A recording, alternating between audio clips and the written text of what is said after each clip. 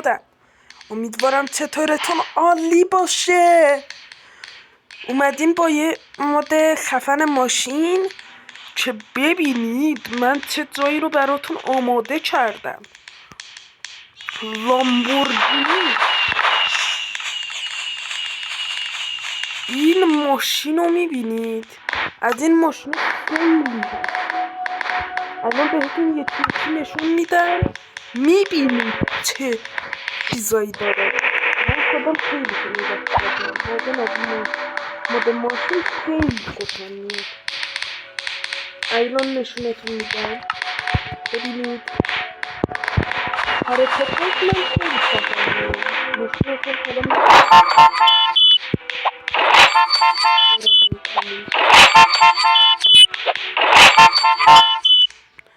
اینا ماشینا هستن. 4 تا ماشین رو میبینید؟ اینا یکی از قوی ترین.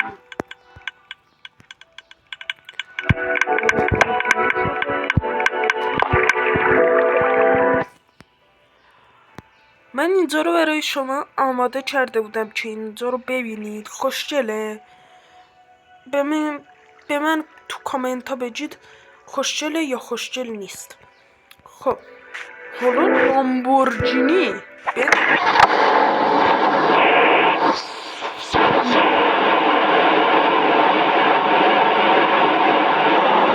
دید حرکت حتی اینم دریفت میکشه.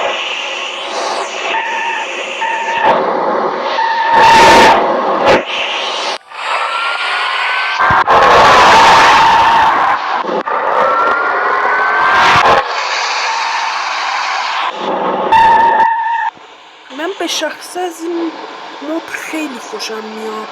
شما نظرتون رو به من بگید. تا یه ویدیو دیگه، خدا نگهدارتون.